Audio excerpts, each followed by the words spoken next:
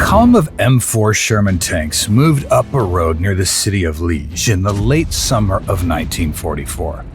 The tankers belonged to Company 1 32nd Armored Regiment of the 3rd Armored Division, known by its moniker Spearhead. As the column advanced, they took fire from their left flank and one of the Shermans went up in flames. Tank platoon leader Staff Sergeant Lafayette Pool ordered his own tank to turn and deal with the threat. Despite Pool's rank as a non-commissioned officer, he was trusted, and his leadership earned him the nickname War Dad. The M4 roared ahead as Pool spotted the enemy tanks and gave his gunner a distance to target of 1,500 yards. The gunner quickly adjusted his sight range and took careful aim. One shot is all they would have time for before the Panther spotted them. Fire crackled on the tank's radio, and with a supersonic crack, a 76mm armor-piercing round soared through the air.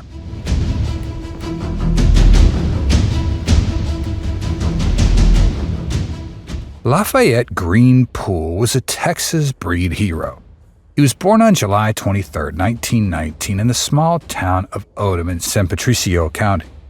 Lafayette was the younger of twin brothers, with his brother John being 5 minutes older. During their childhood, the two were inseparable.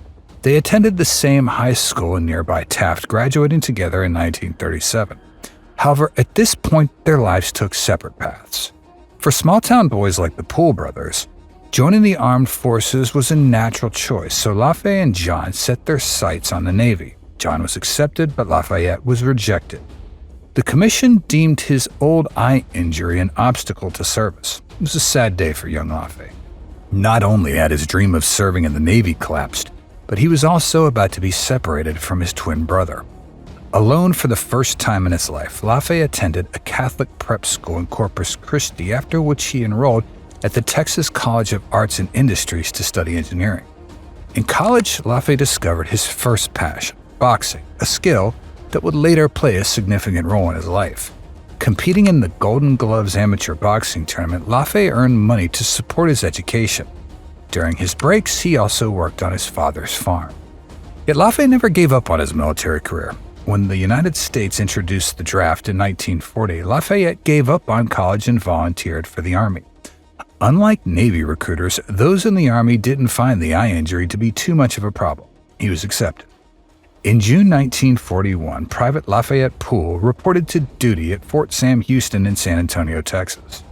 There he completed basic training at nearby Dodd Field, after which he was to the 40th Armored Infantry at Fort Polk. Soon after, he joined the 32nd Armored Regiment, part of the newly activated 3rd Armored Division. Due to his educational background, Pool initially trained as a mechanic. However, his adventurous spirit led him to seek a more active role, and he eventually became part of a tank crew. Soon, tanks became another of Pool's passions. He quickly moved up to become a vehicle commander. A formidable tanker and boxer, Lafayette Pool soon became popular among the ranks. As a boxer, he fought in a division team and became the regional champion in his weight class. As a commander, Pool was known for his strict discipline, but also for great leadership skills. He always demanded excellence in everything his team did, from gunnery practice to vehicle maintenance.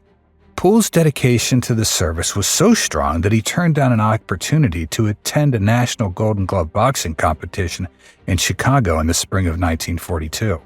The division had just received new M4 medium tanks, and Pool was eager to start training. To him, boxing could wait because it wouldn't help win the war. His crew's preparation and success were what mattered most. For the next year and a half, Pool and his crew had all the time in the world to master their skills in handling Shermans.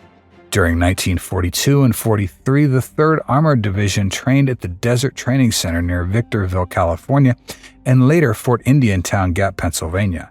In September 1943, the division was shipped to England. A little earlier, Pool was promoted to Staff Sergeant in Company 1 3rd Battalion 32nd Armored Regiment. What's more, Pool's leadership impressed his superiors so much that they offered him a chance to attend officer candidate school for a commission of 2nd lieutenant. To their surprise, he turned down the offer. He wanted to stay with his men and turn them into one of the best tank crews in the division.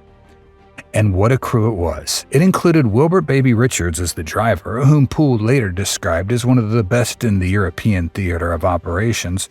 Bert Schoolboy Close, just 17 years old, served as the bow gunner. Loader was a picturesque Dell Jailbird Boggs who chose Army service over prison on a manslaughter charge. The gunner, Willis Groundhog Aller, was one of Poole's favorites. He said Aller was so skilled he could shoot the eyebrows off a gnat at 1,500 yards. In England, training continued as the division prepared for the D-Day invasion of Europe. A notable scene from this period highlights Staff Sergeant Lafayette Pool, a bold, independent man with a strong attitude determined to tackle every challenge, no matter how difficult. One day, Joe Louis, the famous heavyweight boxing champion, visited the troops for exhibition matches. A few soldiers volunteered to box Louis, one of them being Poole. Always competitive, Poole landed a few solid punches. Louis responded with a grin, put his arm around Poole and said, "White man, I'm going to teach you a big lesson." Louis dominated the rest of the fight, turning Poole every which way but loose, as Poole later joked. While such an attitude earned him both friends and enemies, it was clear that Poole's leadership and skill set him apart as a force to be reckoned with. Poole and his men landed on Omaha Beach in Normandy on June 24, 1944, in a tank called In the Mood. His battalion saw its first combat on June 29th near Villiers-Fossat, northeast of St. Lo. Interestingly, already during an early stage of the battle, Poole lost his first tank to a Panzerfaust. Despite the loss, the entire crew survived. They soon received a new Sherman tank, which the crew also named In the Mood. Undeterred by the loss, the crew continued their advance, determined to fight the enemy. On August 17th, during the Falaise Gap battle, Poole was once again at the tip of the spear. He was part of Task Force Y of Combat Command A, 32nd Armored Regiment, which was tasked with closing the gap near Fromentel, aimed to trap the German 7th Army and the 5th Panzer Army. As the task force neared the junction with British forces, its commander, Lieutenant Colonel Walter Richardson, witnessed Poole's engagement over the radio. Poole was saying how he ain't got the heart to kill him before he ordered his bow gunner to open fire from a machine gun. Moments later, Poole added, "Watch the bastards run, give it to them close." Dozens of German soldiers fell victim to Poole's relentless aggression that day. Unfortunately, the day didn't end well for Poole and his men either. His second tank was destroyed by an enemy bomber. By sheer luck, the crew survived this loss as well.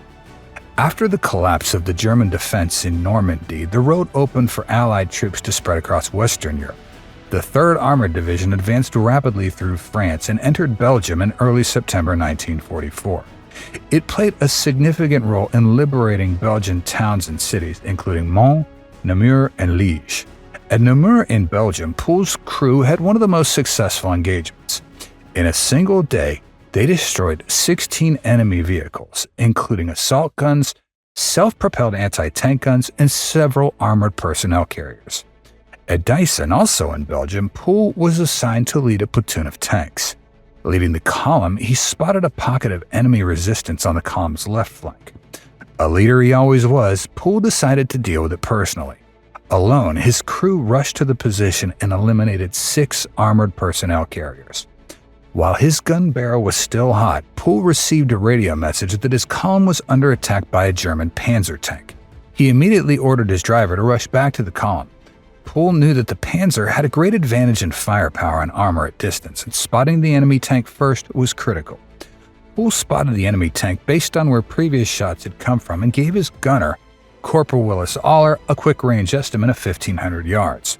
Poole ordered Boggs to load an armor-piercing round while Aller quickly adjusted his sights. With the Panzer lined up, he fired by pressing down on the gun's firing pedal with his foot. With a flash and a supersonic crack, the 76mm armor-piercing round soared straight into the Panzer, scoring a direct hit. America's greatest tank ace scored another kill. Poole's reputation grew with each engagement. Despite having 2 tanks destroyed under him, he remained fearless and steady, for which he earned the nickname War Daddy. His crew drew confidence from his leadership, functioning seamlessly as a team. When it came time to lead the spearhead of an attack, Poole always volunteered. His crew would curse him for this, but they trusted his skill and determination. It was Pool's bravery that inspired them to move forward. They were amazed at how he led the tank in battle by riding on top or remaining exposed in the turret as if he were on a horse. What they didn't know was that their Staff Sergeant Lafayette Pool, a formidable tank ace, was claustrophobic and avoided staying inside the tank as much as possible. Time after time, Pool's crew proved their ability to outfight the enemy. Whether taking out panzers, armored personnel carriers, or anti-tank guns, Pool's tank was always in the lead. His calmness in battle, quick decision-making, and aggressive tactics made him a standout figure in the 3rd Armored Division. However, Lafayette Pool's luck came to an end on September 19, 1944, near the town of Münsterbusch, south of Aachen, Germany. He and his crew were only a few days from the scheduled return to the U.S. for a war bond tour. For this reason, the regiment commander decided to give them a break from leading the assault. Instead, they were providing a flank guard for the task force. At one point, Pool spotted a heavy anti-tank gun hidden inside a house. The crew was short-handed that day because their regular loader, Boggs, had been sent back for a hearing checkup before their rotation home. A temporary substitute loader was brought in to fill the role. In the heat of the moment, the new guy jammed a round in the 76mm gun, leaving the tank unable to fire. Pool shouted his driver to back up when the first shell struck the turret. The explosion threw the half-exposed Pool off the tank and onto the ground. He hit the earth running, but his right leg crumpled underneath him. He felt an intense pain and quickly injected himself with morphine. Inside the tank, Richards, Aller, and the others were dazed. Before they came to their senses, the second shell hit the tank. Richards, the driver, slowly backed the tank up, unaware that Pool had been thrown off the turret. In the mood rolled back toward a cut bank, the tank slowly tilted, then toppled over almost upside down.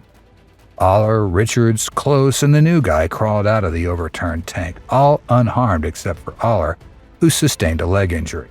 They found Pool lying on the ground calling for his puppies, which was what he called his men. They gave him another shot of morphine to ease his pain and bandage his wounds. As they lifted him onto a litter, Pool twisted suddenly and said, "Somebody take care of my tank." The war was over for Lafayette G. Pool. However, in just 81 days of combat, Pool achieved an extraordinary record that was almost hard to believe.